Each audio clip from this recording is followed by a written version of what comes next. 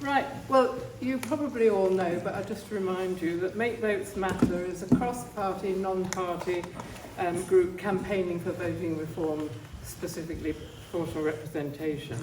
And in Oxfordshire, we now have about 14 people signed up to Make Votes Matter, of whom you're the vanguard, I guess, which is lovely. And if you don't already get emails and information, and you haven't signed up on the sheet and you want to get it in future, then just sign up at some point this evening or at the end. We thought we'd have this meeting in the run-up to the local elections, although there aren't any in the city and there aren't any in the county, but the 4 districts do have local elections in whatever it is, 2 or 3 weeks' time, which are going to be important. And I have a colleague who's going to say a little bit about that at the end. So we wanted to discuss this very important issue, which is rising up the agenda. And you may know that now over 50% of voters across the country, according to British Social Attitudes, are in favour of proportional representation. So there's a lot of discussion going on. Yes, if you get to Make Votes Matter literature, etc., then you get to know these things. Okay, and our chair, Colin Crouch, is a colleague and is an emeritus professor of governance and public management at Warwick University, so he's well positioned to chair this meeting. And he's going to introduce the speakers in a moment. We invited, I should say that because MVM is cross-party, no party, we invited speakers based on their stories and experiences of elections and voting. So it's not a sort of party-based meeting in that respect. And we don't necessarily have speakers from all the political parties, but I guess quite a lot of us are members of them, of various ones. So we've got I think a really interesting group of speakers. 1 or 2, well, most of them actually I've heard before, but they're always well worth listening to. And finally, before I hand over to Colin, I'd just like to say thank you, a few thanks to Make Votes Matter colleagues, both locally, who tonight particularly have been terrific setting up stuff and making tea and coffee, tea over there. And Kerry-Ann, who can't be here, but who designed our flyers and our posters. And a local donor whose generous contribution is actually paying for the room hire tonight and paid for the posters and flyers. So, over to you, Colin. Thank you, Sue. At the last general election in this country, it took an average of 26,000 votes to elect a Scottish National MP. It took 336,000 votes to elect a Liberal Democrat MP. And it took 835,000 votes to elect a Green MP. Now, no one can deny that there isn't an issue here. But to talk about this issue, we have this panel assembled here. The panel is notable for many things, partly the quality of its individual members, but also for the fact that it contains more people called Helen than people of the male gender. I shall introduce them all before they speak, and then each of them will speak for about 10 minutes, and then have a general discussion at the end. Since they're all talking about similar things, it doesn't make sense to have individual discussions. So we'll have the speakers, then a general discussion where everyone can say what they want. Then I'll ask the speakers to come back and comment on the discussion. And then Jamie Hartzell is going to, another male person, is going to report on a survey that's been carried out of the attitudes of the local councillors towards voting reform. So we start off with Kleiner Jordan, who is one of the person really we have to owe for a debt for this whole thing happening, because she is the founder of the Make Votes Matter campaign. And so Kleiner will talk to us about her campaign and what it's for and what it hopes to achieve. Yeah, it's really lovely to be back in Oxford and really lovely evening as well. So yeah, thank you all for coming out. So many people, it's wonderful. So I think the first thing I want to say, which is kind of where I started off on my journey around all of this, is that the UK is not a democracy. When I first started doing this, a lot of people would push back and say, well, you know, it is a democracy, like we need to make it better, but it is a democracy. But to me, if the people can vote one way and then they get the opposite outcome governing them in Parliament, that's not democracy. So the roots of democracy is demos and kratos from the Greek, which means people, power. If the people aren't in power, then as far as I'm concerned, it's not a democracy. People will quibble about this, but I think what I've found really encouraging over the years is more and more people actually coming to realise like this is a really big, deep problem. It's not just that we need to do a little bit of tinkering and change, it's just a slight change to the way that we vote. Like this is actually creating a real democracy, where at the moment we've got a system that was created by those in power to maintain their power. I've always really strongly suspected this, but actually recently I've been talking with one of our volunteers who's been going and spending many, many hours in the British Library and actually digging out the evidence that now we have that this was explicitly designed to maintain power by those in power. And in fact, and this is the kind of surprising bit, didn't go down brilliantly well when I was saying this at the Lib Dem conference, but it was the Liberals, which is obviously different to the now Liberal Democrat Party, the Liberals with the Conservatives who designed this system, because of factions within both of those parties, and those factions thinking that they would benefit from single-member first-past-the-post constituencies, because at that point, it wasn't all single-member constituencies.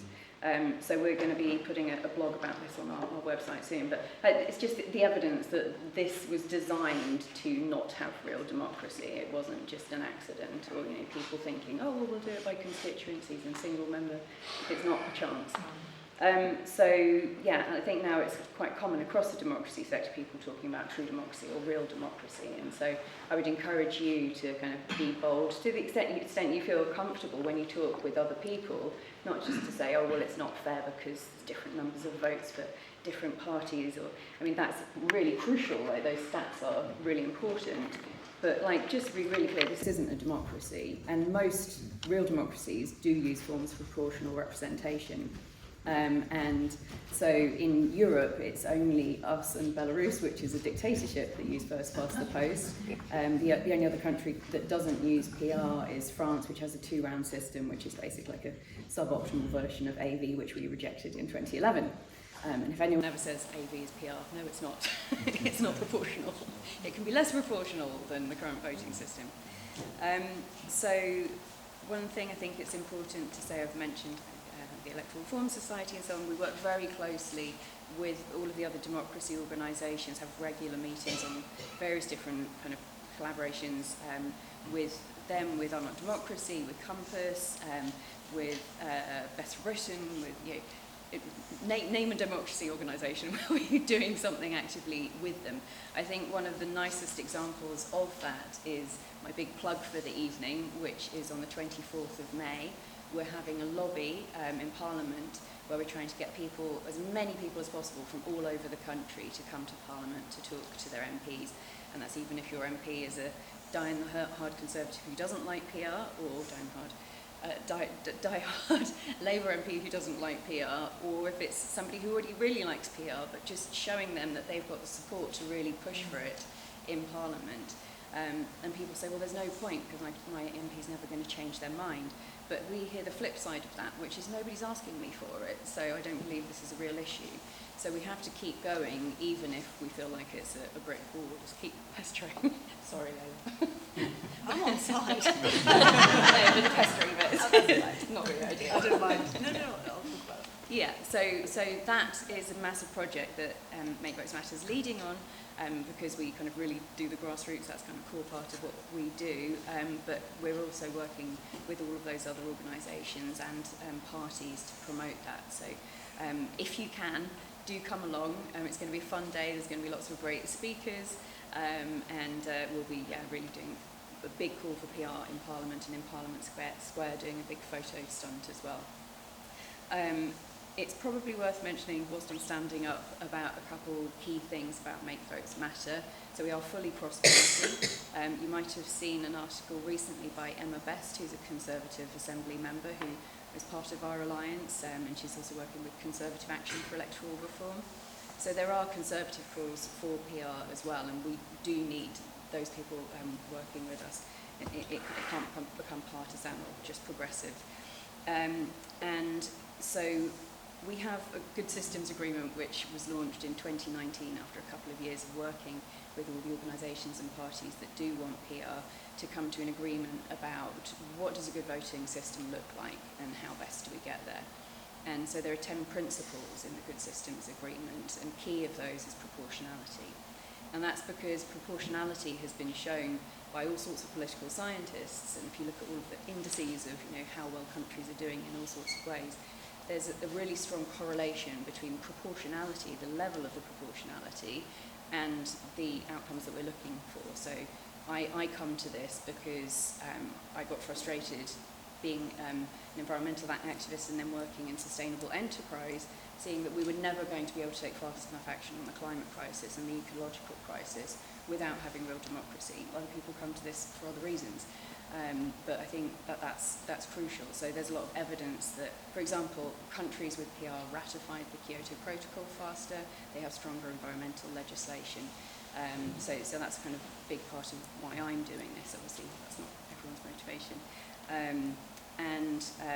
So there are all sorts of other elements of the Good Systems Agreement, so accountability and representation.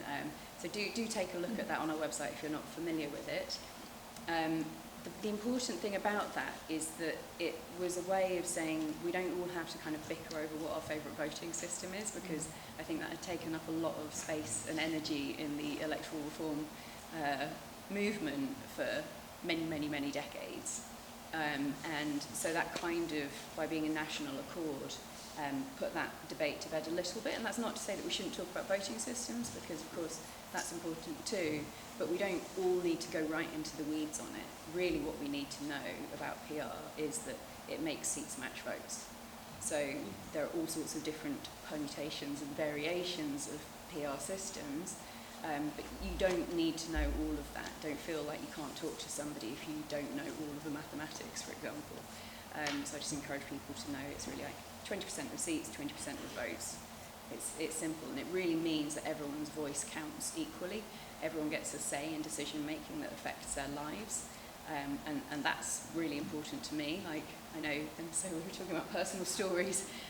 As a child, I didn't feel like my voice was heard enough. Like I didn't have enough of a say.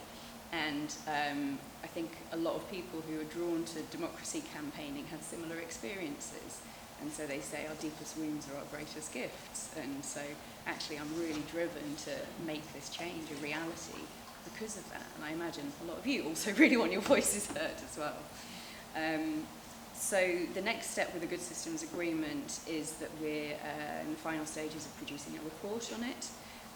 And that's going to be looking at PR systems in the UK that have been tried and tested and actually are proportional enough and meet all of the other GSA criteria. And sorry, I'm using acronyms, Good Systems Agreement criteria. And so the intention with that, and there will be consultation with the public on that as well, but the intention is to use it as a tool to talk to the parties and politically, in particular, politicians who maybe aren't quite so on board, to show to them that this can happen and it can happen easily, and like the options aren't all scary, like there's ways that we can do this, and at the end of the day it will be the politicians that get to decide this, as much as we might not like that to be the case. It will be through legislation in Parliament, and that might be to do with a referendum, but we wouldn't advocate a referendum. And that's because at the moment in the UK, we don't have adequate legislation to do referendums properly, democratically, and that's about the money and all sorts of other things. So that's very explicit. We don't advocate for a referendum. It's not democratic enough the way things currently stand. That's not to say that they're not good democratic tools. They can be, but you need to have the legislation in place to make them so. just one kind of final thing on that. There's been a lot of thinking in the democracy sector over the last year or so about the path to PR. So we've come quite a long way since we developed Good Systems Agreement, and in our kind of ideally democratic scenario, we would have a deliberative citizen-led process to choose the voting system. Where we've come to now with that conversation is that it would probably be one of the stumbling blocks to actually getting PR if we said, well, we have to do this additional thing before we then go to the legislation stage. So that's not something we're actively advocating, the citizens' assembly type approach, which I mean, I personally find quite sad, but we kind of have to be a bit pragmatic about it. We're probably, if we're really lucky, going to have this kind of one chance if we can get a hung parliament where the pro-PR parties can pressure Labour, which despite the membership and the unions being on side, we don't quite have the leadership on side yet. So it will require the other parties making sure that Labour do the right thing in that circumstance. And I think there are too many risks involved in then kind of doing a whole other big process. So we have to have these kind of tried and tested, oven-ready systems ready for people to choose from, and be very clear about what the good bits are about them and the bad bits, and kind of how they would affect decision making once they're chosen. That's it from me. I think we've talked for plenty long enough. But yeah, do come along to the lobby on the 24th of May. Thanks.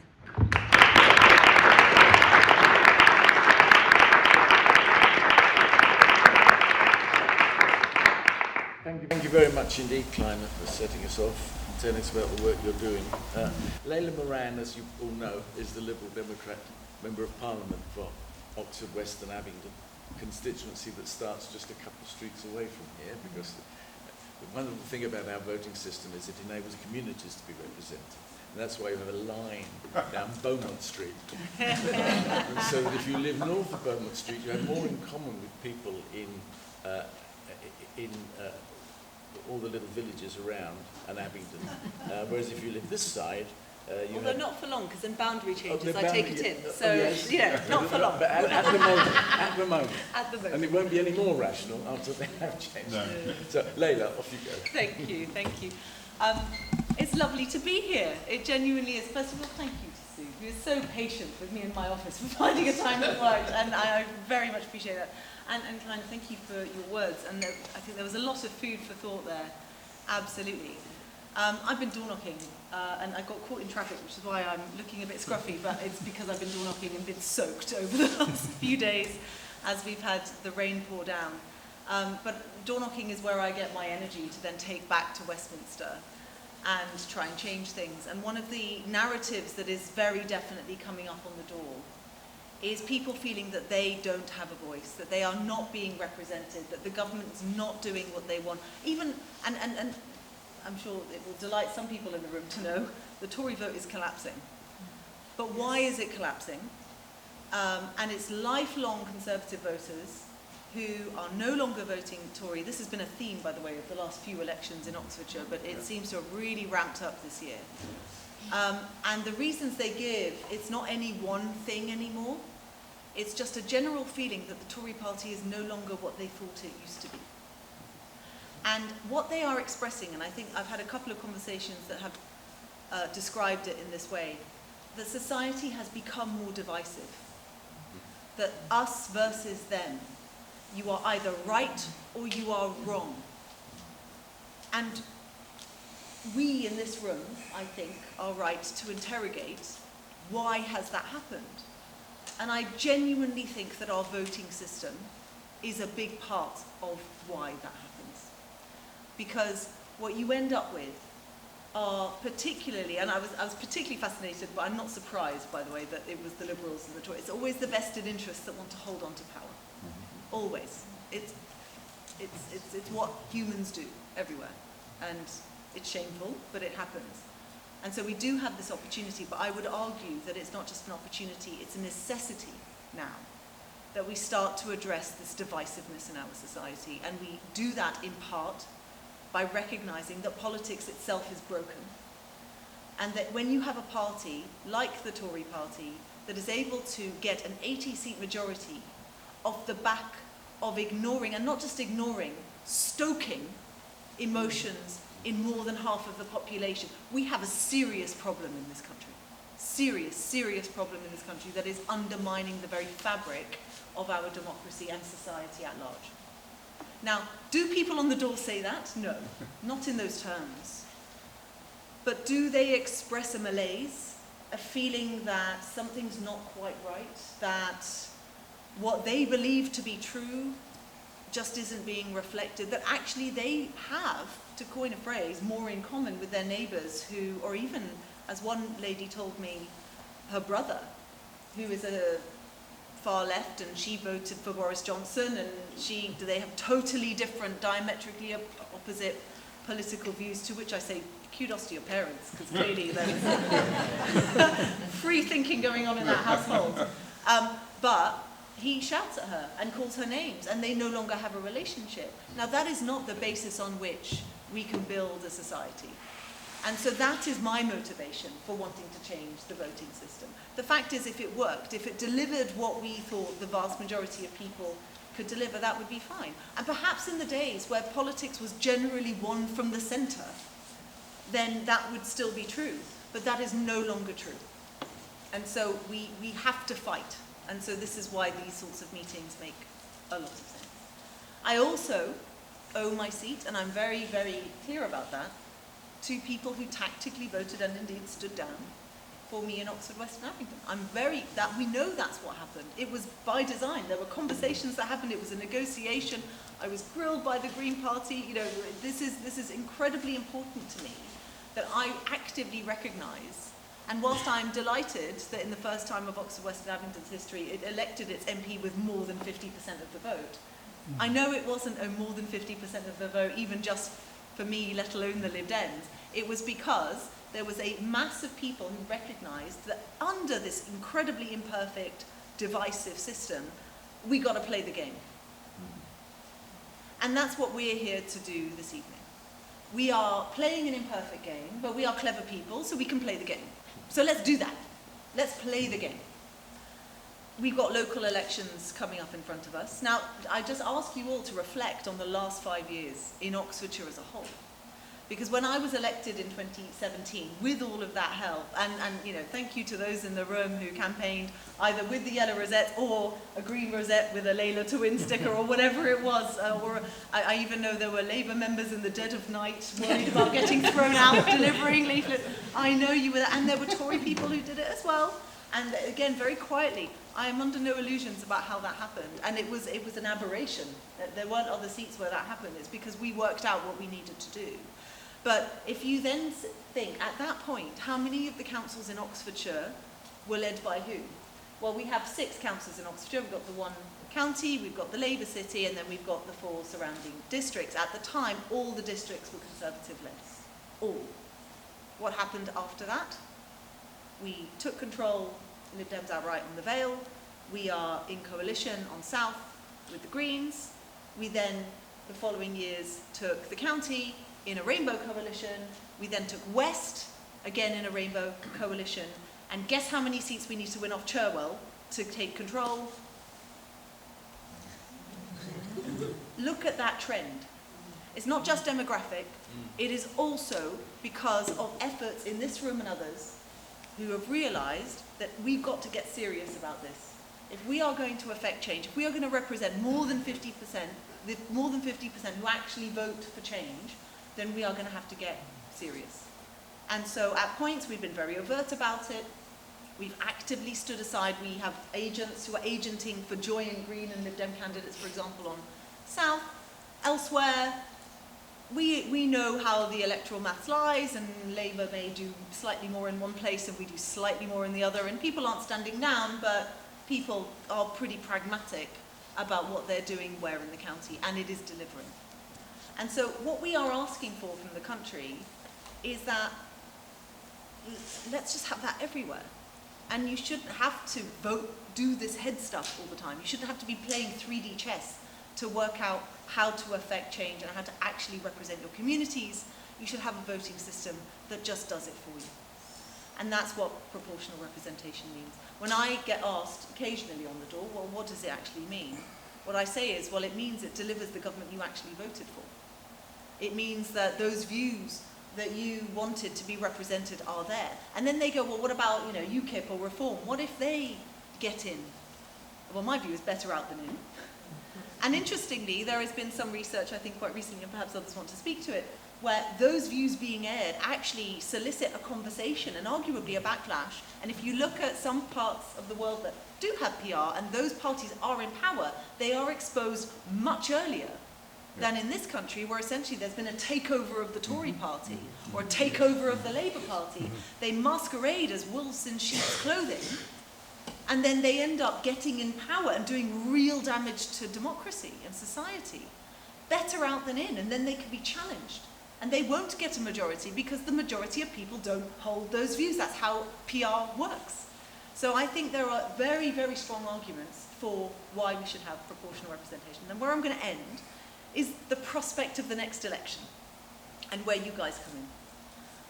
So we have an opportunity, yes, potentially at the next election. Whilst Labour are pretty gung-ho about it, and I've spoken privately and otherwise, I'm not going to say who, but yes, you are right to surmise the people around Keir Starmer himself, vested interests, they see the path to victory now as being, they're just going to get it. Not what, you know, Labour Party conference think or local parties think, they think differently, but they get that call. We know Scotland's looking tastier now for awful reasons, obviously, and they can see that path to victory. The question is, what happens the day afterwards when, if, they don't get that overall majority? And I think I just need to warn the room that there is a limited amount of political capital that can be put into the smaller parties holding them to account. And they are playing on that. Because whilst, yes, we will push, and our bottom line, everyone knows, is PR, probably without a referendum for the reasons you said. And there's a real tussle around how we communicate that, because it itself is seen as undemocratic, and that, I would argue, that's where some work needs to be done to explain to people why this is important. I mean, they managed to do the voter suppression stuff without a referendum, just saying. Yeah. So there are changes that can happen to voting systems without a referendum, but people don't understand how you can do this without a referendum, and I think that's a key part of the argument we need to make.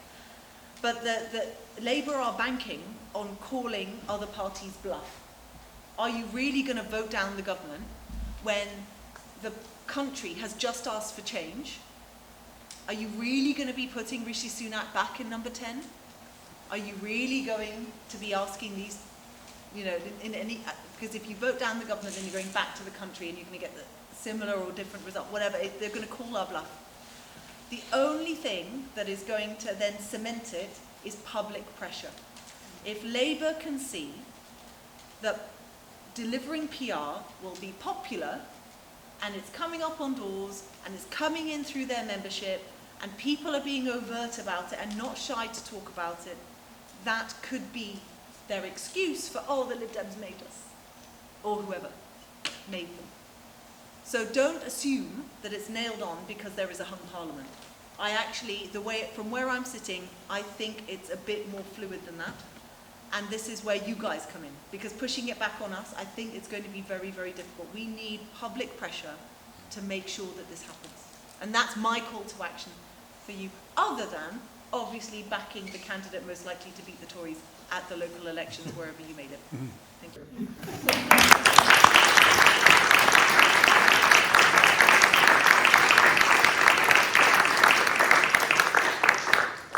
Thank you, Leila.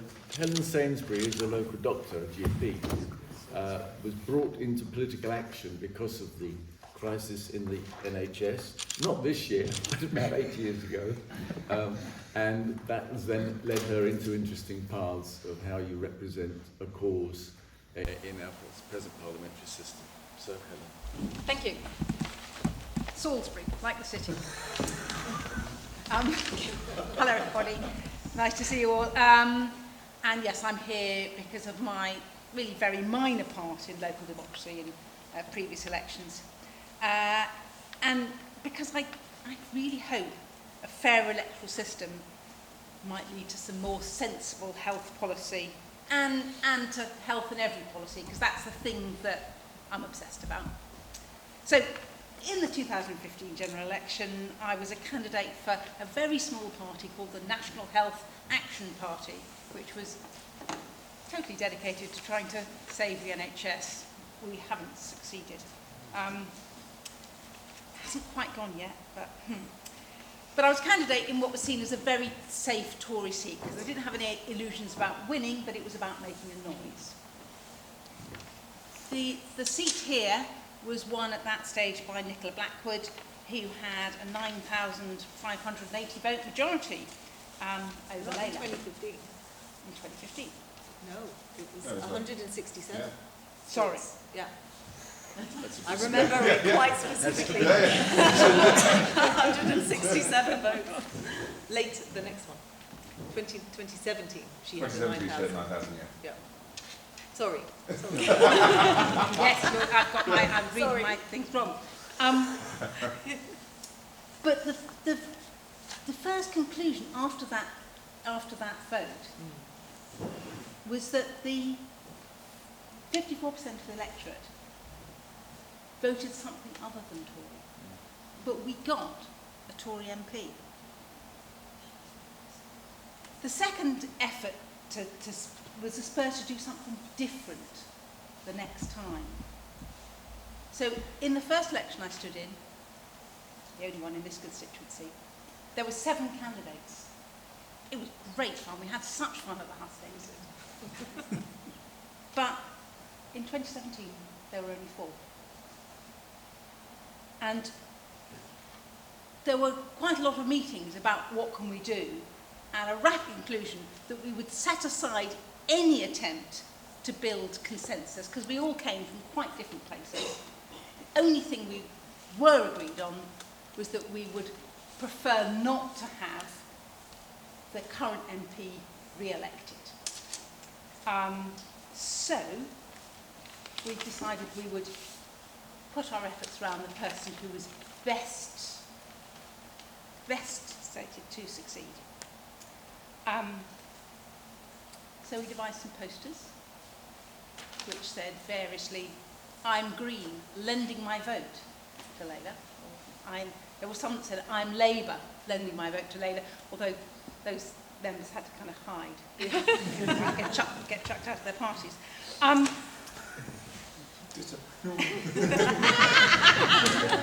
I didn't actually see any "I'm Conservative, lending my vote to Labour," but they might have. They did it anyway.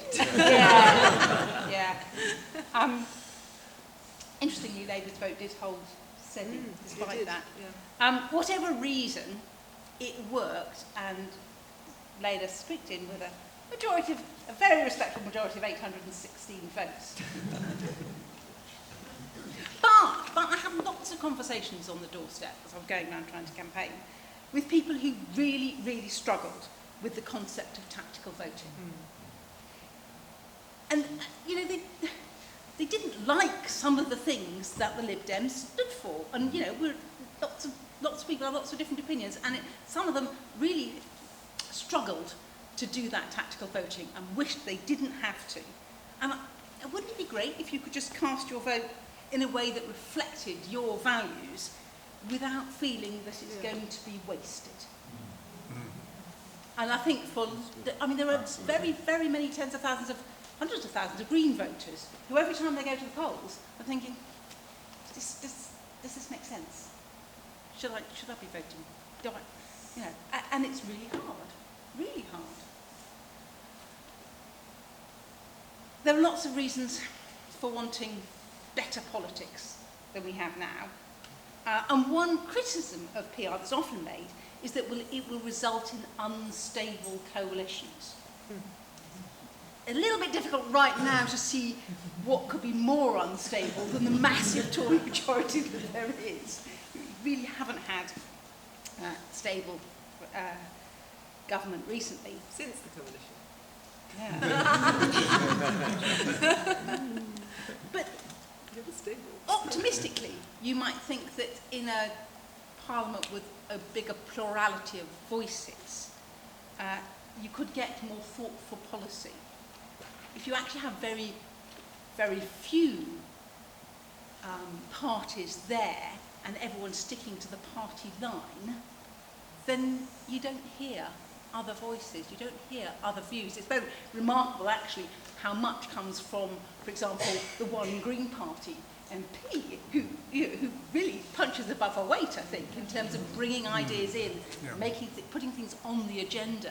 If we had some other parties there too, perhaps we would get some more voices, and perhaps we would get some more thoughtful policy. And as a GP, I'm particularly concerned in health policy, and there are just such obvious things that we could do to improve the health of our nation. I mean, there's issue about funding and paying junior doctors properly, but even aside from that,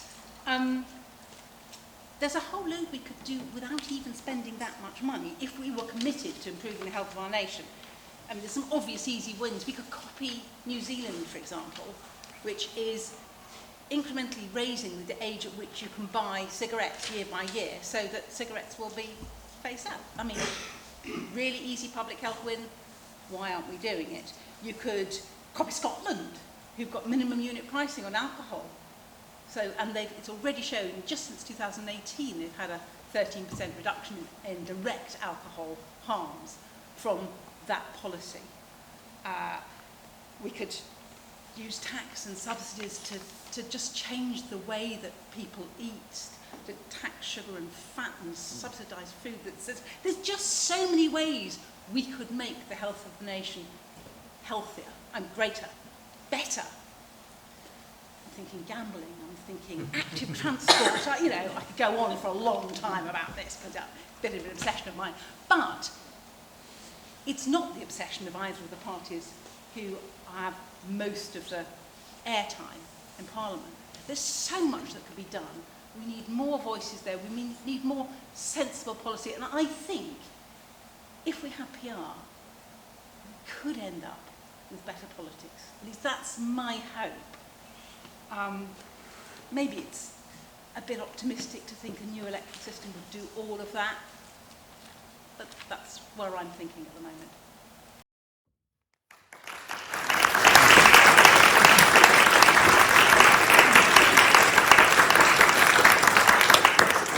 Thank you, Helen.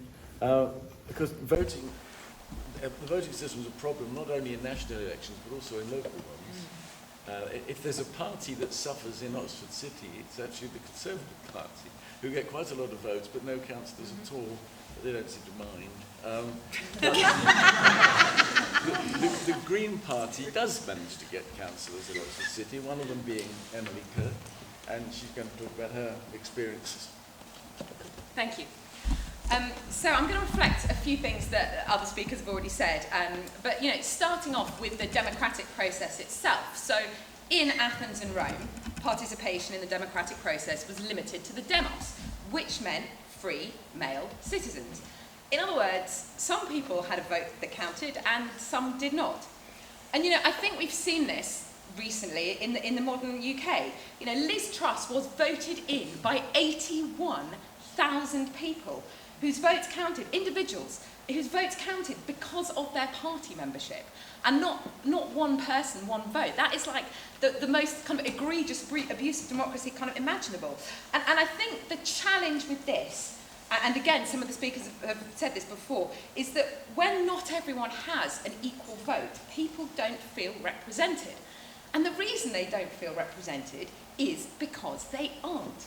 And I'm going to talk about the local stats in a minute, but I think just in general, people are disenfranchised by the voting process because no one represents them. And we know this leads to lower turnout. If you look at the countries, similar democracies to ours, in Western Europe and in the States and in Australia, etc., PR gives a higher turnout. It's really clear if you compare.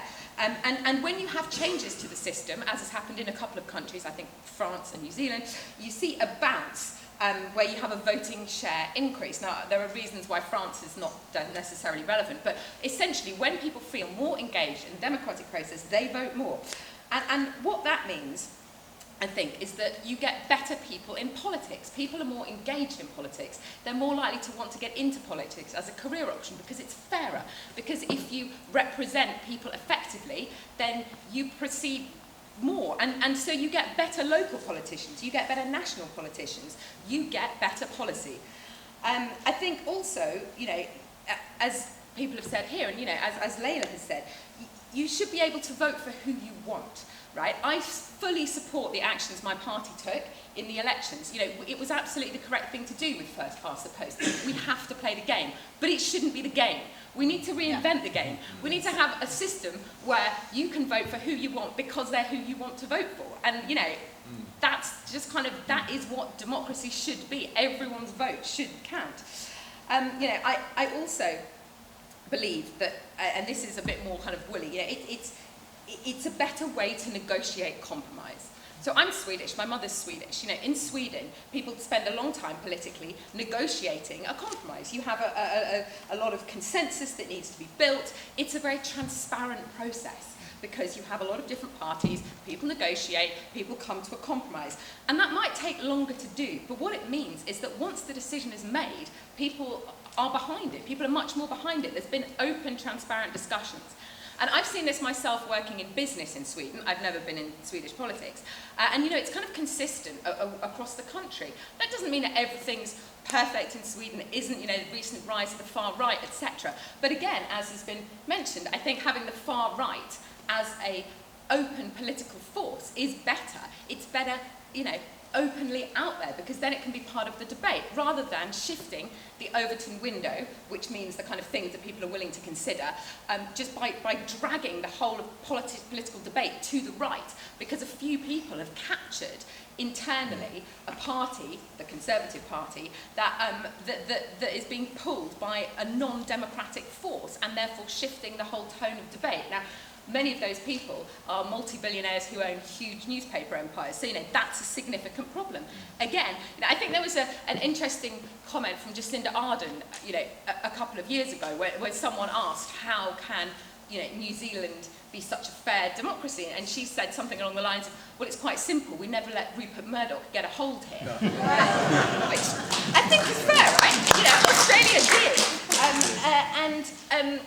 You know, whether or not specifically Murdoch, there are other problems, and we've also talked here about if you give people the power to keep consolidating power, then what you see is effectively a kind of an oligopoly.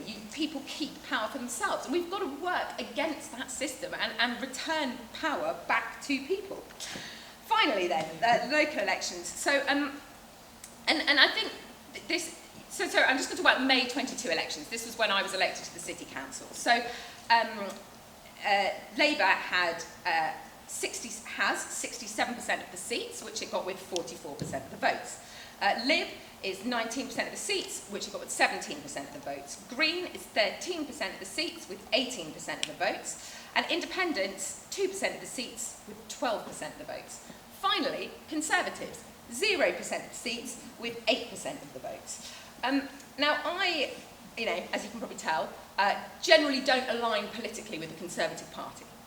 But I think those 8% of people, and by the way, it was 12% the previous round in 2021, so you know there was a significant drop, but it's 10% approximately. I think those 10% of Conservative voters in this city have the right to representation on the council.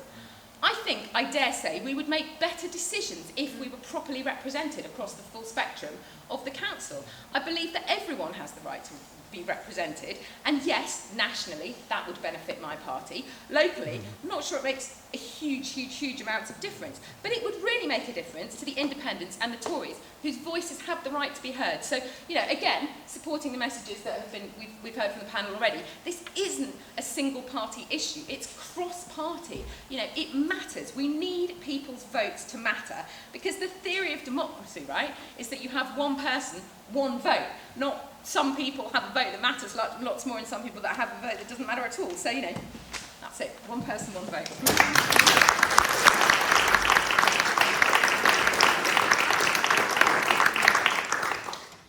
Thank you, Emily. Helen Margaret, one of the first people in this country to study the political implications of the internet. She's director of the Oxford Internet Institute at the university. I'm not. That's probably not what she's going to say. I always credit you with it.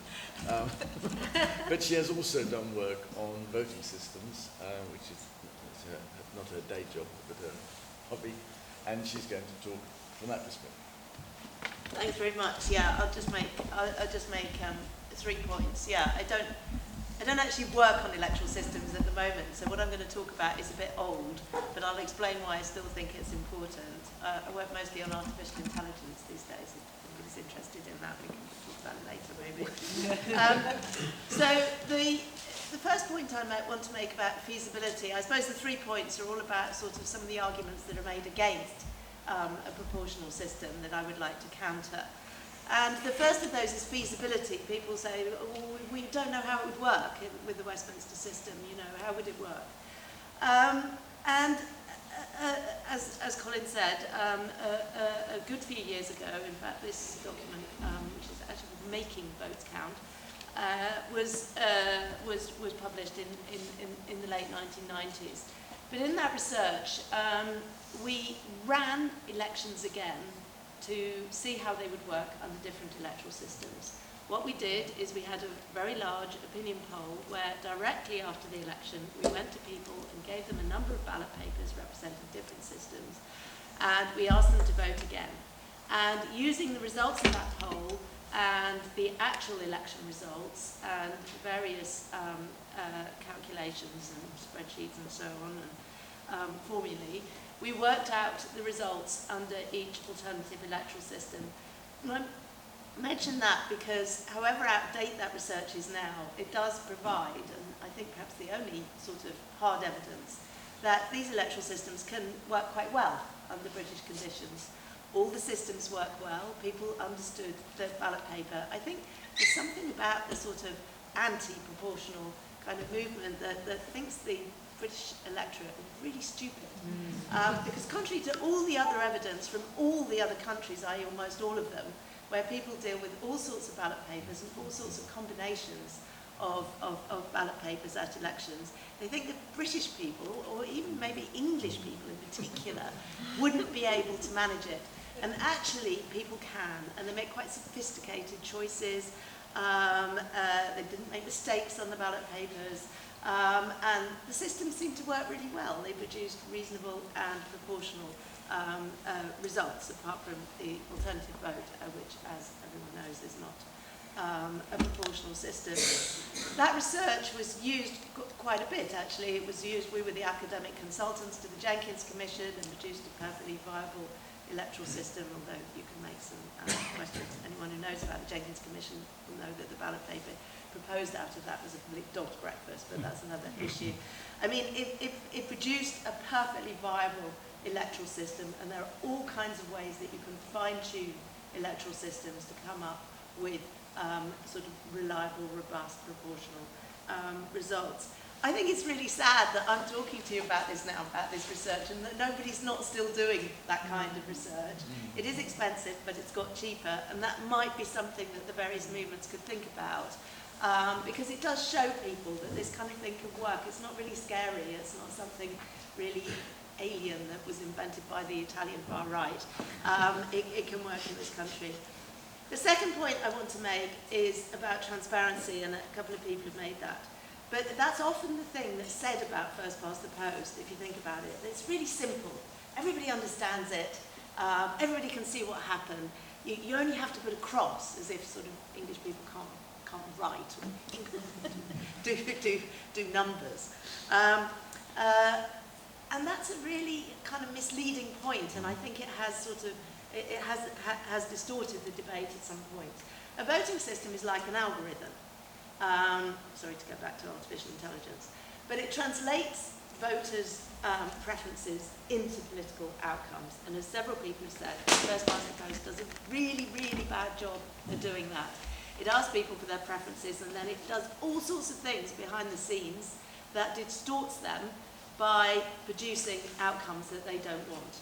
And people have had to work their way around that, as people, as all the other speakers have mentioned, through tactical voting. But tactical voting is really complicated. you have to work out some kind of complicated game theoretic approach to working out who's going to most likely win, apart from the candidate you don't want, and then vote for them. You know, but what if everybody else is voting for a different candidate? And you don't know. Your information, which is, you know, what elections are supposed to provide, is very poor. So I do think that that's very important, that we have no such picture.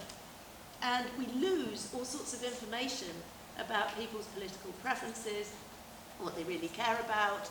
And that means any kind of undercurrents in the political system in people's preferences is completely obscured. And it comes out in big surprises, like, you know, when we, like SNP won all the seats, or all the seats by one in Scotland. You know, they burst out because the system has become unstable and it has become complex, because nobody's voting for what they really want. And I think that is a really important point, because it's the one that's so often used to say, oh, we must carry on with first past the post, because then it's so easy and so transparent. And the last point I want to make is a more tentative one, but it does link to some of the things that people have said. I mean, there's something very rotten at the heart of Westminster. Present company accepted. I mean, there's a big chunk of MPs in Westminster are currently under accusation of sexual misconduct. There's a huge range of scandals that have emerged over the first few years. And I think we should ask ourselves how much that proportional representation could be a kind of key to a kind of cleaning up of British politics. It can't do everything, as a couple of people have said. But people are very disillusioned with political parties. You know, there's plenty of research to show that they don't have confidence in any of the political parties to kind of sort things out. But under proportional systems, political parties would be important. So that is a challenge. Political parties are very, very weakly regulated in this country. I mean, the idea that you can basically buy a seat in the House of Lords is such clear evidence of that. And the established parties have got so much discretion now in terms of how they conduct their business. And I do think that there's a chance that it couldn't do everything, but a proportional system might be the way to a kind of cleaning up of that system. It would end the kind of safe seat cultism where you say, oh, well, I always vote for him because he's been there a long time. It would end a kind of that kind of local, that kind of complete localism of party politics, even for the Westminster system. I think it would mean that parties would take more responsibility of the more savoury, unsavoury elements of their parties and potentially do something about it. They could certainly do more about issues of diversity through control of party lists and so on, and there's plenty of evidence about that. And I think the last point I would make there, I'm not thereby saying, oh, we need a complete nationalisation of party politics. I'm not saying that. And that is not the evidence from proportional systems across the world. There can still be a local element. Many countries operate a form of proportional representation where there are local constituency representatives, just as there are now.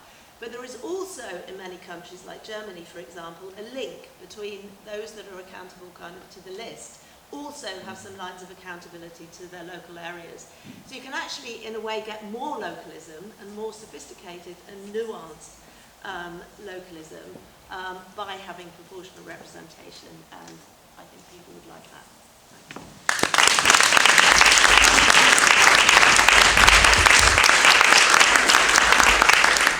Well, thank you very much, Helen. Now, the speakers have all been very disciplined and kept to their time, so they've left you quite a bit of time for discussion.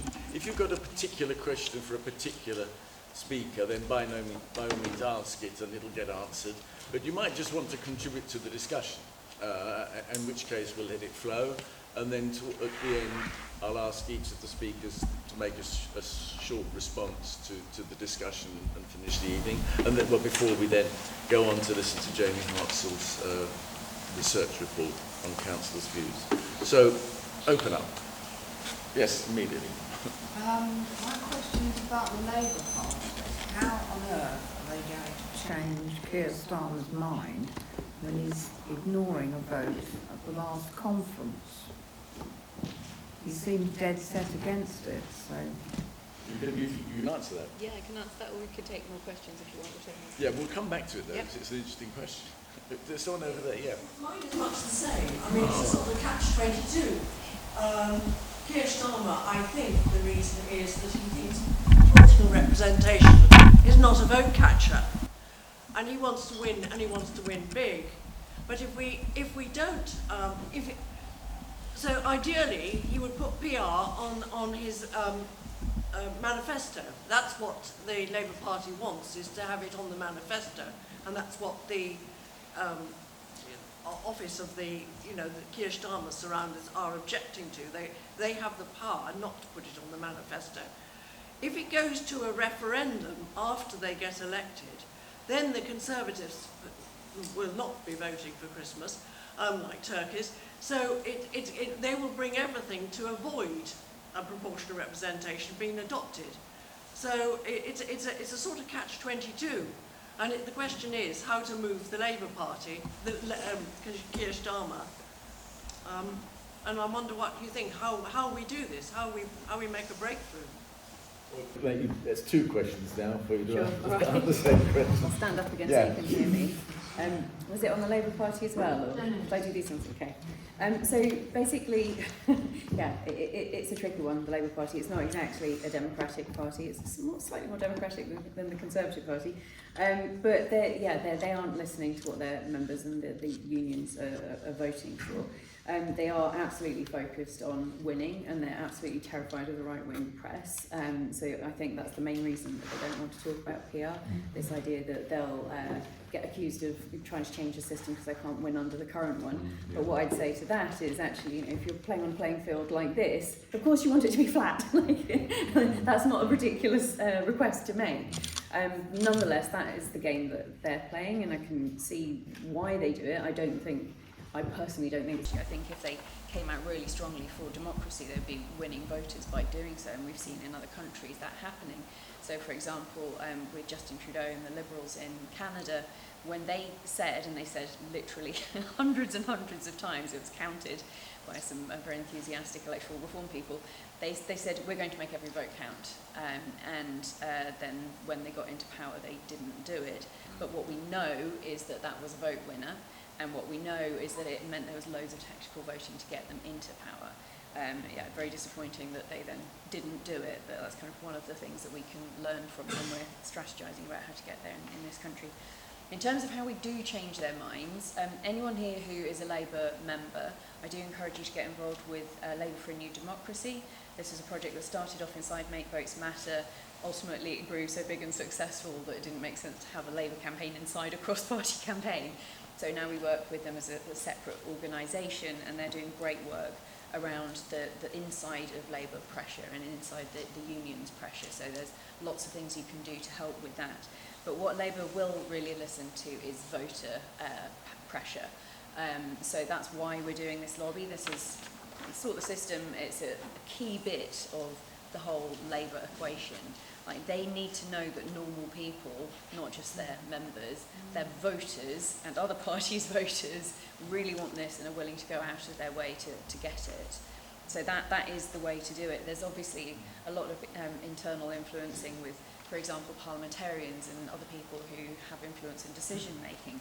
But the grassroots pressure has to be there. They have to hear it on the doorstep. We have to make PR a doorstep demand. I think that's it really in Labour. Well, thank you very much. Cool. Can I just add to that? Yeah. Yeah. Could I just say, as somebody who's taken PR resolutions through the local Labour Party branch and to Labour Party conference in the last couple of years, that the date of this event is specifically planned to coincide with the Labour Party's National Policy Forum, when it's making its final decisions about the manifesto. So it's, in a way, a critical moment. There's, I'm afraid, quite a lot of pessimism around in the Labour Party. Tyler's already mentioned it. And the other thing is there is a feeling that the trade unions, which now, the big ones now support PR, but that they will have particular issues that they will want to get in the manifesto, and they may be traded away. So if anyone's active in their union, then actually working through their union is also very important. One of the interesting changes in the Labour Party is that a lot of people on the Labour left now support voting reform, like in the past, the left usually opposed it on the grounds it means coalition government, and if you get coalition government, you can't have socialism. But there's a realism is clearly spreading right across parts of the Labour Party. So there was yeah, sorry. Yes, one thing I've heard mentioned as a benefit of PR is more long-term planning within government. Now, if you've heard that too, and if you have evidence from other countries, other systems, surely that's a very, very strong argument. And how would you propose to factor that into your promotion of PR? I'll get more to reply to that at the end, because that's a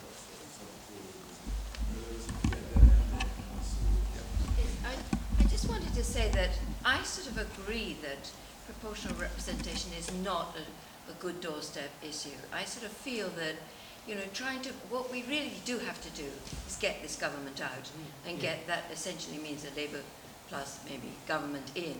And, you know, I'm sympathetic to the thing of saying, well, whatever the strategy is that will do that is the most important strategy. And somehow what comes across to me this evening is that 3 of you have said, I came to this because we can't get the environmental changes we need, we can't get to save the National Health Service, we can't get, in fact I was thinking of Brexit, to reverse the Brexit decision, that's come from a different direction, but I've heard the argument used there, without electoral change. And we certainly, even if we could get in once, we won't be able to move forward and get in again. And so I just feel that it's better to emphasise you won't get the thing you really want, i.e.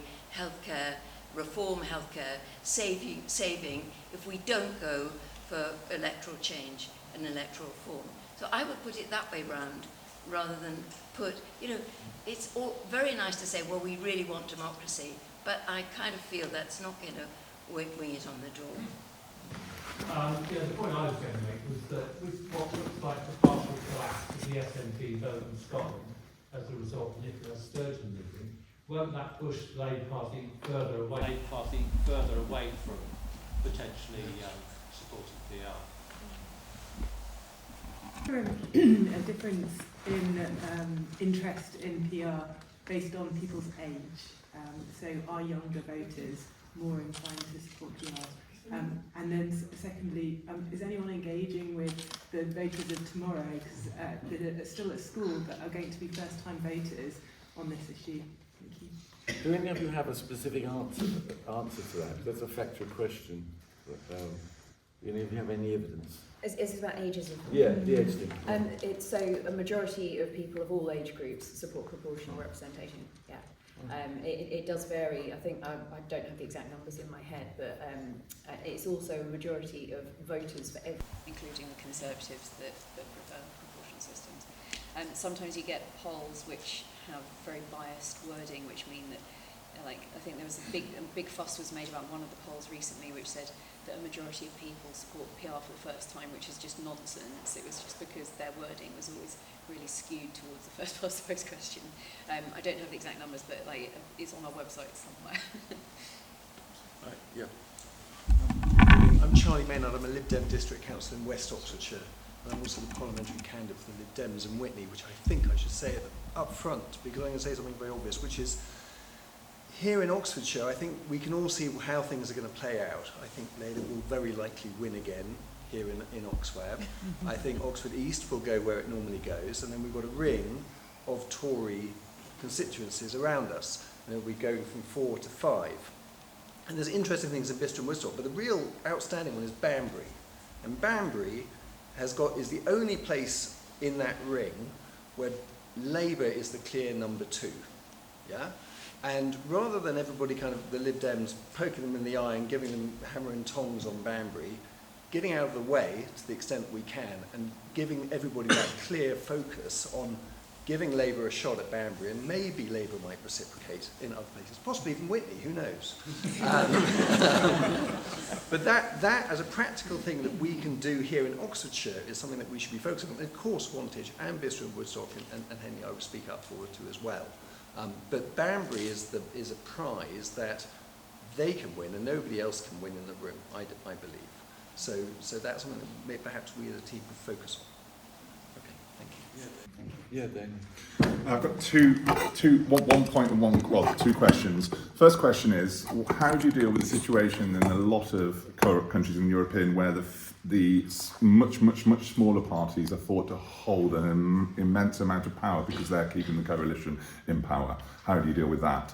And that means they're overrepresented in government, but not by the populace.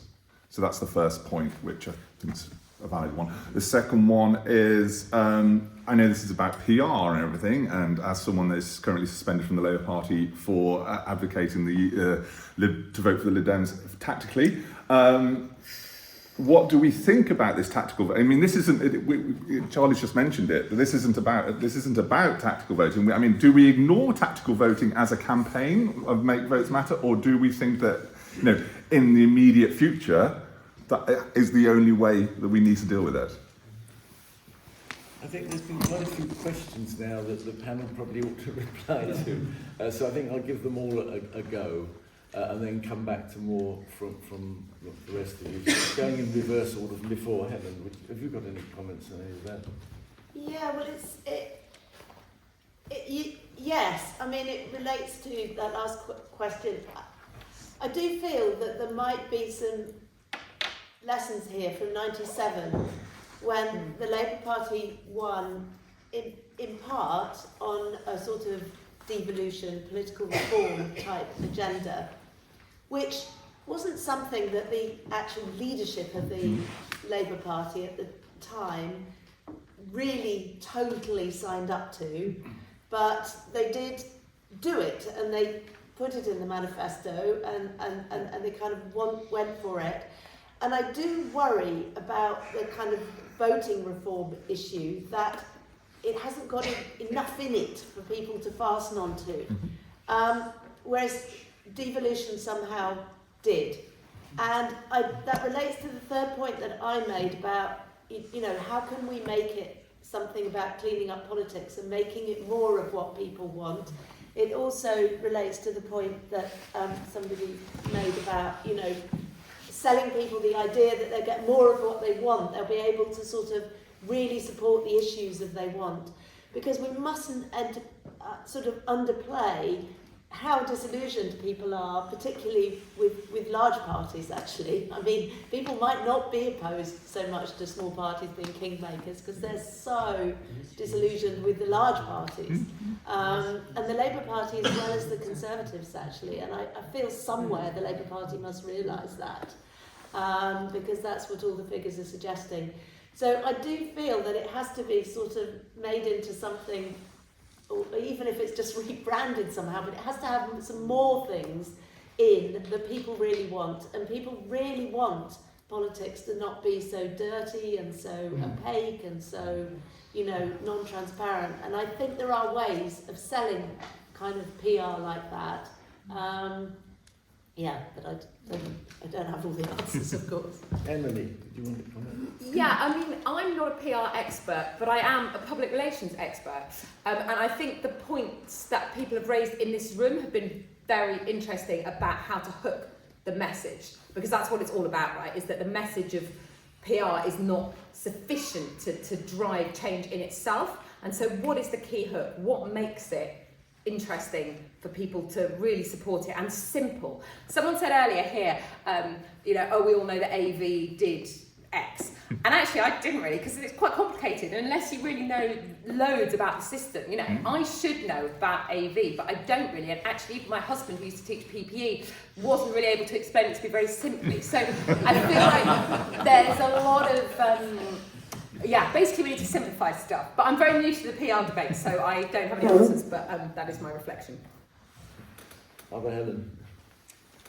Yeah, I mean, I think we've got a difficult problem here because we're, for most of us at this point, looking around at how broken our society is and how broken our politics are and the levels of corruption and decay and division around us, which is really depressing.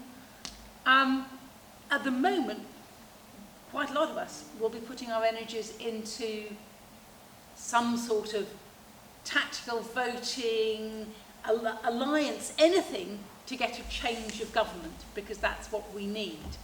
And there's a kind of slight double message you're going to be giving people, which is, don't vote the way you want to right now, so that in future you will be able to vote the way you want to. And I think that's actually quite a difficult message to get across.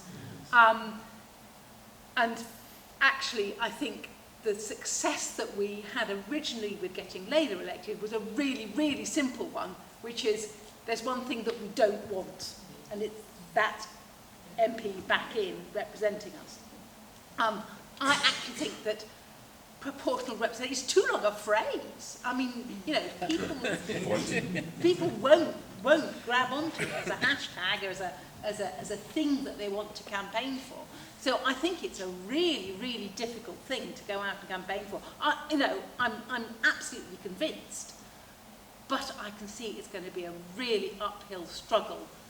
And the people we probably most need to convince are the people who are going to be in power soon, which is likely to be the Labour Party with some support from its colleagues.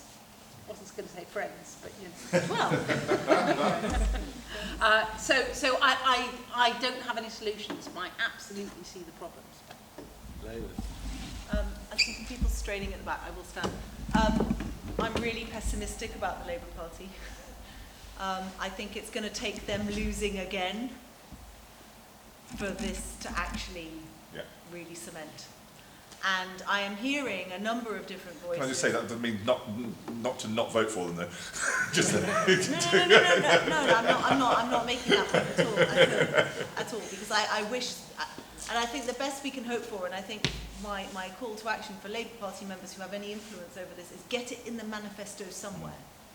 Because if it does get to the point, and I've mentioned, you know, the game playing that is going to have to happen if we get to the stage of, you know, do we decide to be friends or not the day after the election? I mean, there is no version of the world, and we've been very upfront about it, that we will not be repeating 2010.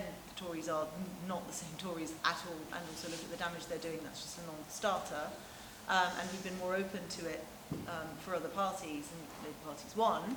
And we will be having PR or some version of it front and centre in our manifesto. That's very clear. We always have. That's a prediction based on the past, and I'm very confident in it in the Lib Dem manifesto future. So it's going to be about getting it somewhere in the Labour Party manifesto, probably not on the front page, and then enough public pressure for them to be able to say, as I said earlier, we were made to do it. But actually they can't be made to do it. They have to want to do it. But they maybe need us as an excuse to do it. Do you see the difference? And so that is where you will come in. And the part that the public plays and the way that cross-party organisations have to play in this is you are not a side show to this, you are central to this. We will do our part, but we cannot do it without you, and it just doesn't work. And just to quickly address, there are three things we're talking about at the same time here, and I think it's just worth teasing them out. So we're talking about PR, the utopia. I love talking about voting systems. I imagine most people in this room also do. What's your favourite voting system? Shall we go? No. And for whatever it is for me, and I will say, I love the constituency. I would be really, really sad. And I work with organisations like the Commonwealth Parliamentary Association. I meet other MPs from other countries. And I genuinely think that my best work is done in the constituency office, helping. You know, I met a lady literally yesterday who came to like my Appleton Villages tour, whose daughter couldn't get a driving test, and she passed yesterday. And I met her on the doorstep, and we were chatting about it. And wouldn't it? It was a few days. It was the day before the test, and you know, how awful would it be if she had then failed, and then she had to retake her theory test because there's been such delays because of COVID. Like that granular level of individual story where you help a family from start to finish and help a community from start to finish. I'm absolutely in love with the communities that I represent, and I just don't feel that from other MPs in other countries who don't have that specific geographical link. You just don't have the same feeling. They love politics, they love the people, they love what they're doing. I'm not questioning their motivations as to why they're doing it, but that geographical link, as arbitrary as it may be, I wouldn't want to lose. And I think that one of the major issues we face when we talk about PR is, you know, we are not all settled on the same voting system. Even among the 14 Lib Dems, I'm confident that there's 15 that we would advocate for. You know, that we need to be careful that we don't get drawn into the weeds, but at the same time we do need to decide, because otherwise we just fight amongst ourselves. And I'm grateful for the work that Make Votes Matter and others do to try and get some consensus around that. But that is not the same as tactical voting. And tactical voting is not the same as standing aside for each other. Yeah. These are three different things. And we need to do each in their turn. And I'm sorry, Charlie, I just don't see a version of the world where Labour is going to step down for anyone. They're just not. So if they're not, then why would, you know, like...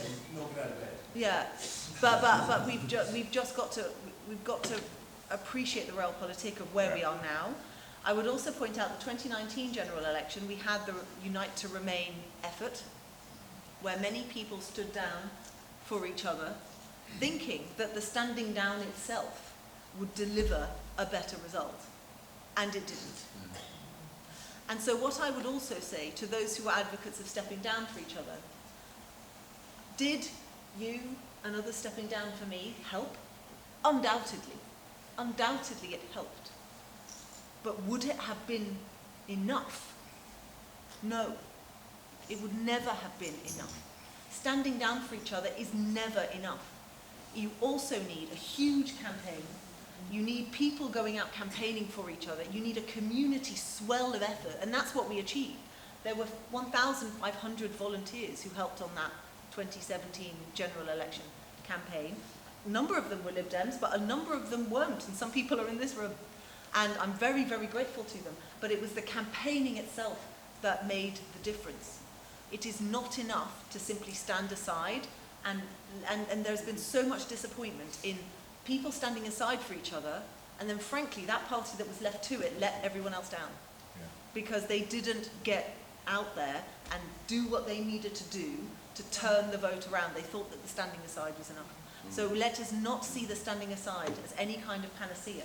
What we need to be working on is community groups who will go out and campaign, and the power of someone on a doorstep hearing from another, you know, Labour member or Green member or whatever, saying, I'm a Green member, you want to vote Green, I need to tell you against, you know, I'm with you on the world you want to create, but we need to get rid of this person, or our best way of doing it is to try and advocate for this other person, whatever it is.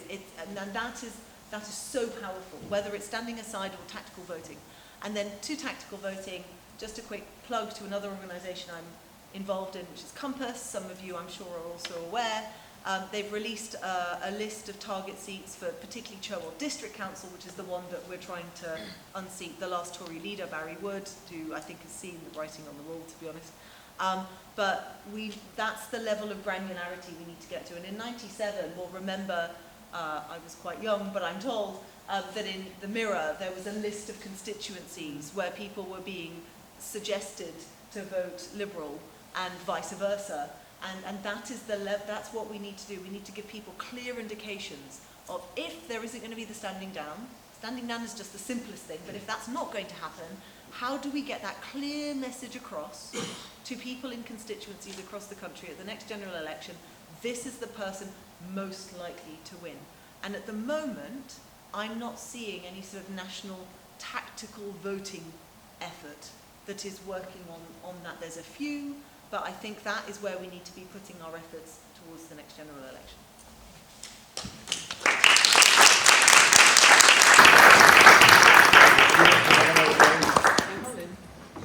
So I've been making notes of the questions, so I'll try and respond to those and some of the other comments.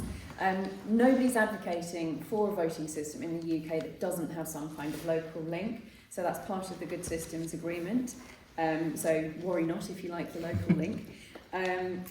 In terms of the doorstep demand and needing to kind of make it more PR more engaging, so I always talk about equal votes rather than proportional representation. I've circled it on this little flyer. If anyone wants flyers, do help yourselves. That's for the lobby. Mention that one more time. So I think that's a slightly more engaging way to talk about it. Some people like to talk about fair votes. I personally don't, because it makes the flip side of it too apparent, like, oh, it's unfair. And I think that's not the argument that we need to be making. Yeah. It's not fair on us to change the system. It's we need the outcomes that most people in this country want. Like, if you look at polling, most people want faster action on the climate crisis. Most people would like to live in a more equal, fair society. All of these things that, like, just bog standard things. Like, most people want the NHS to be strong. So, like, if you talk about the outcomes, as you say, and link that to equal votes, I think that makes the case a lot stronger, and that means that it is something that you can communicate easily about on the doorstep. Listen to what the person wants, and then say, well, if we had real democracy, blah, blah. So linking to that, long-term decision making, there's lots of clear evidence that PR results in long-term good decision making, which most people are happy with for longer. And I think there's kind of, if you think about it in terms of the UK context, it's very obvious that we've got this two-party system where one party gets into power and undoes everything the other party did, and then flips over the other way. And it's hugely inefficient and wasteful of money and energy and everything else. And there have been lots of references to panaceas, and people often say, well, PR isn't a panacea, but they very rarely say that anything else isn't a panacea. And I think the reason it's always said about PR is because it's one of the things that comes closest to enabling us to fix all of the things. And so people say, well, it doesn't fix everything. Like, no, we've got to do all sorts of other stuff to fix all of those things once we've got democracy. But actually, it is kind of, as the evidence shows, is probably the biggest change that we could make. I'm trying to rattle quickly through. People have talked about in PR democracies that small parties can be the kingmakers and force the government to do things that they wouldn't otherwise do. And I think, as has been mentioned, actually we've got a much worse situation where those people are actually capturing the whole of government and affecting the entire country all the time, rather than having some say in some government sometimes. And actually the reality is and I very much do this inverted commas, the extremists actually don't normally get into coalitions which are governing countries, because normally people don't want to work with them, they'll make other coalitions. And in the UK, coalition is considered a kind of dirty word, but really it's just about cooperation and collaboration and consensus, and I don't think any of those are dirty words, it's just grown-up politics. And then finally on the tactical voting, wouldn't it be great if we didn't have to do tactical voting? But Make Votes Matter is a really tricky line for us, because we don't want to be saying yes, vote tactically, or don't vote tactically. So we say, like, vote with your head and your heart. It has to be your choice. Like, if you want to try and game the system because it's a system that's broken, then look to other resources, and we will be sharing links to resources, like the good resources to think about how you can vote with your head at the next election. But I think that's a really good point to get to a kind of a core of this. vote in some languages doesn't mean kind of gamble like it does in English. It means choose. So it's much, much closer to just, you choose who you want and you get them. So I think that's something to hold on to. Right, thank you very much. Back to the floor, a few more comments we've just about got time for. Yes. I'm Rosemary Preston, and Helen triggered a thought when she talked about the cumbersomeness of proportional representation as a winning vote attractor. I think there's a slogan war that has to be prepared for and won in order to be able to bring about such a huge amount of change. The Tories have it down to a T, backed up by the massive media, just as Trump sets the example of how to do it big time. But with no preparation for it, because it's a means of the moment to be very persuasive, in a second the country can follow. It has to be captured and thought and fought. You want us to go on to Jamie's report now? Yes. Right, I was told by the authorities. With the other part of our meeting is to have a report from Jamie Herzl, who's done this research on councillors' attitudes to voting reform. He's going out to a presentation. You'll need a few minutes for this. Yes. Just a slide.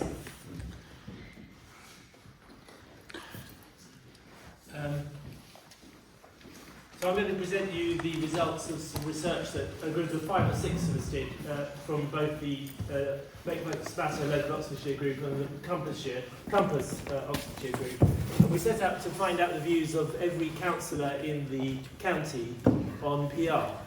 And the purpose of this work really was to support political councils for PR, which is looking to get resolutions in favour of PR passed in councils all across the county, across the country. And that's happening steadily. I don't know where they've got to, but you hear every week or two there's another one passed as a motion. And I think also it's an opportunity for people to get involved locally with PR and to build the evidence base for support for PR as councils is an area that's particularly been looked at. So we've got, it won't tilt, that's where it is. We've got, oh okay, good, turn it this way. We've got, there's 6, as Labour said, there's 6 councils in Oxfordshire as a whole, and the city and the 4 districts. And we just really asked them one question: do you support, oppose, or are you undecided on the introduction of PR at both national and local government level? And we didn't actually put forward any particular voting system.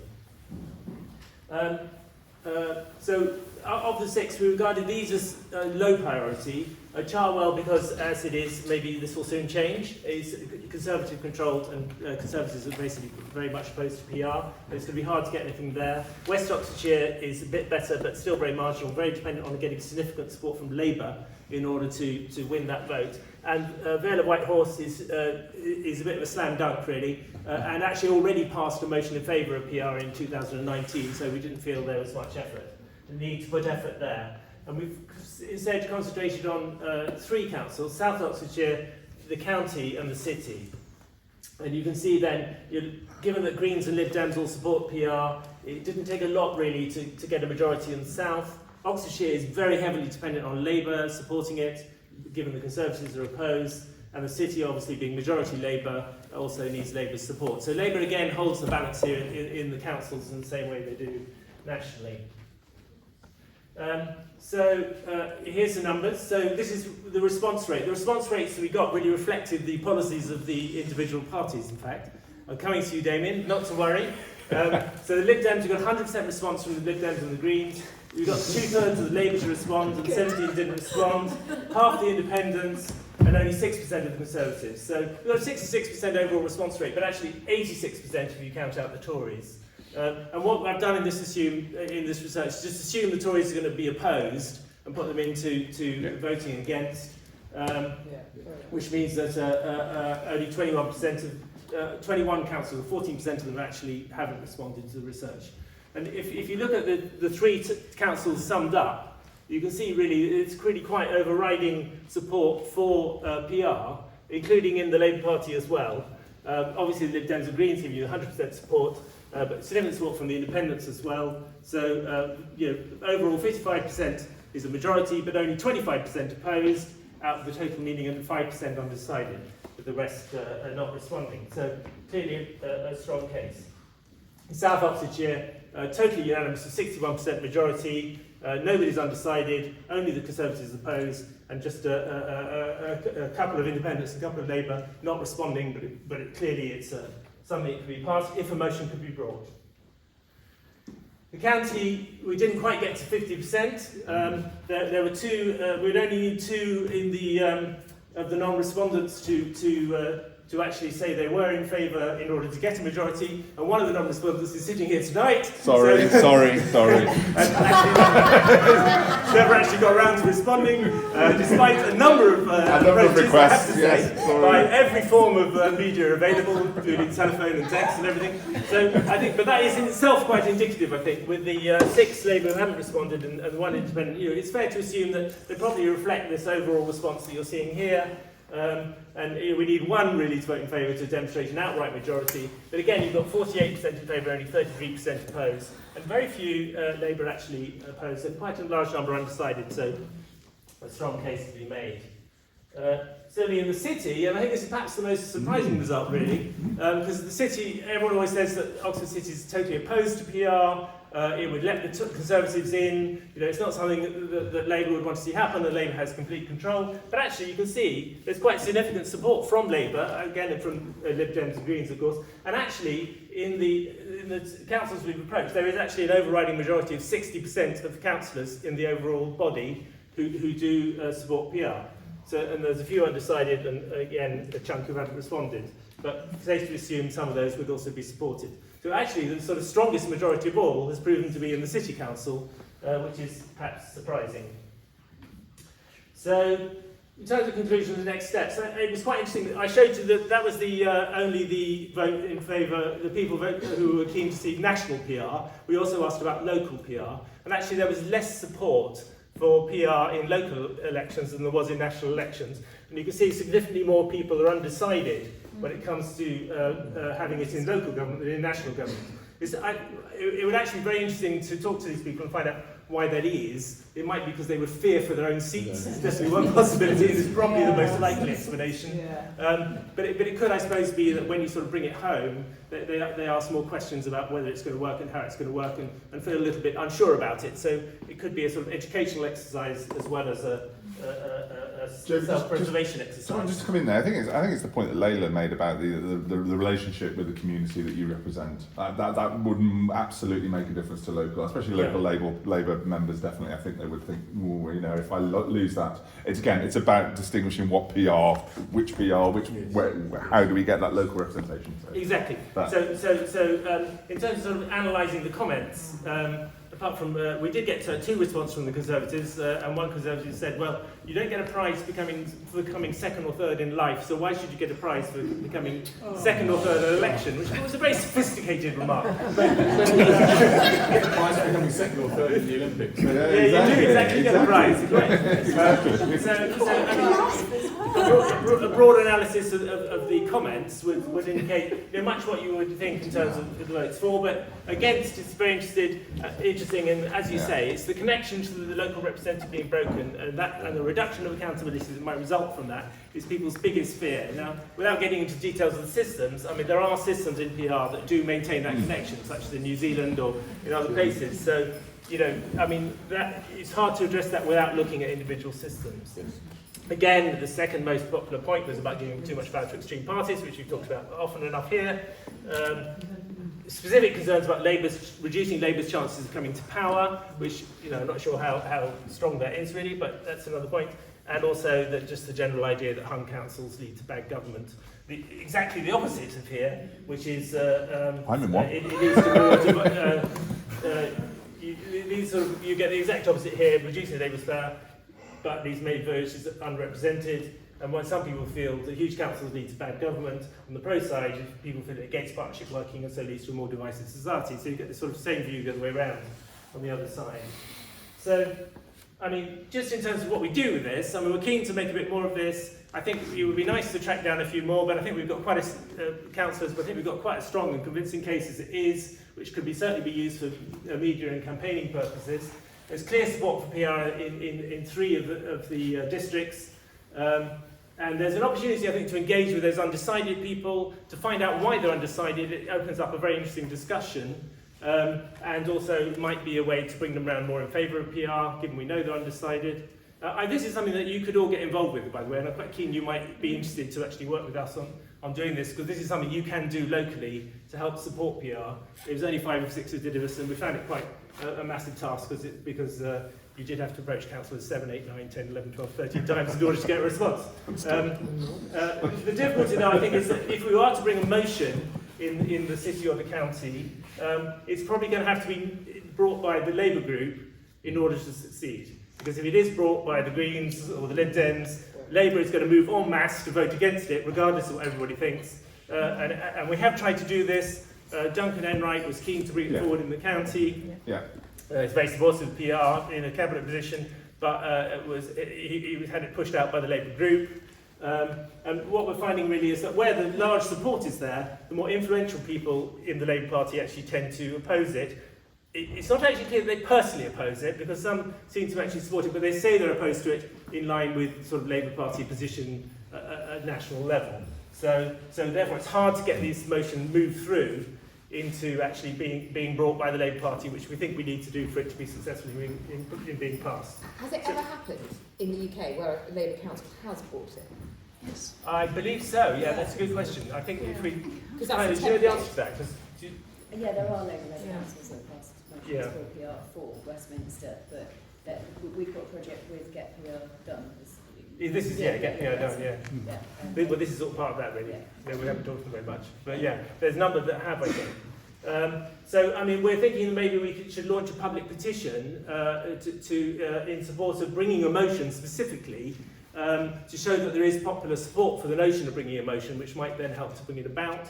Rather than just calling for PR, actually calling for a motion to be put in place. Yes, if anyone wants to volunteer to help, you'd be very welcome. Thank you.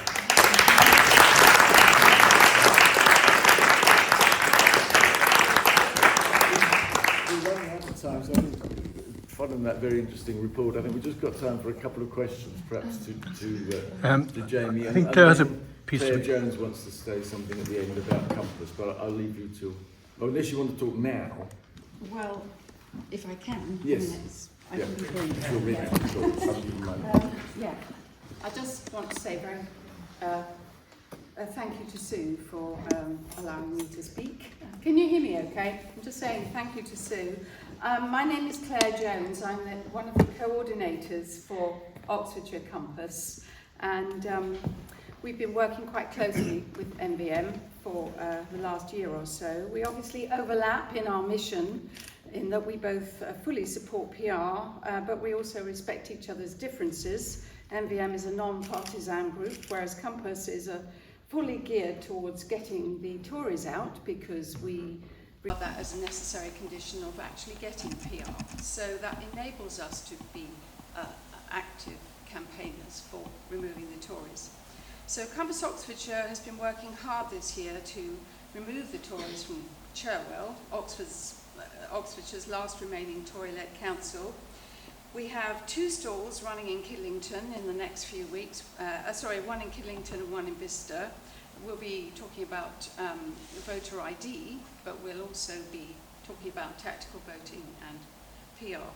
We also have a writers' team who are furiously sending letters to the local media, some terrific letters. And tomorrow we'll be publishing online only our list of Cherwell target seats, which we've been working on for the last few months.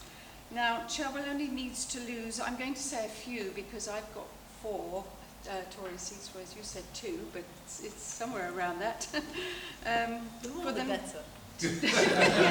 Quite. For them to lose the council, but the progressive parties do need your help.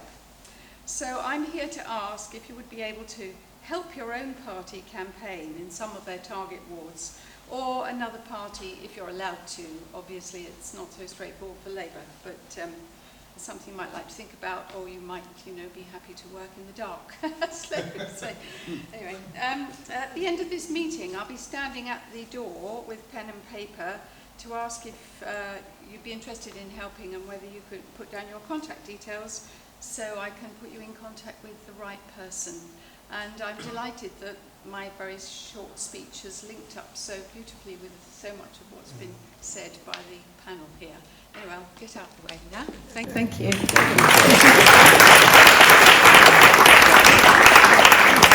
Just take a couple of points.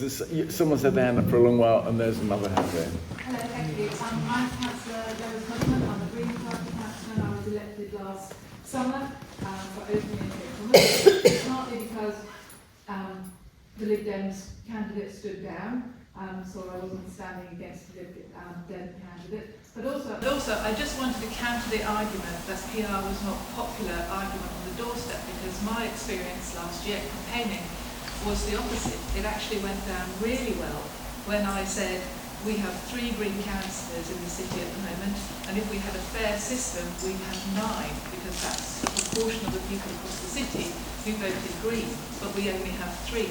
It was a really powerful argument, and it went down really well. So I just wanted this point has been made, I think it's true, that under PR, the quality of the membership of the House of Commons, and all respect to our city MPs, would improve, simply on the grounds that there's no career path, or very little of a career path, for people under the present system to make a career in politics. Yeah. I think we'll have to stop there. Oh, go on. You've been trying for so long. Yes, you asked me to Yeah, you go. I just wanted to say, in answer to Layla's point, that Layla, you were saying you'd spoken to MPs from other countries. I don't know whether you spoke to any Irish ones, because there's STV in Ireland, but they have multi-member constituencies, so they still have the local link, but people can vote STV there. Okay, useful information. Well, I'm sorry other people wanted to speak. It's always good to have people still wanting to speak at the end of the meeting, rather than the meeting dries up and we all go home because no one wants to talk. So I'm slightly pleased that some of you couldn't have a chance to speak.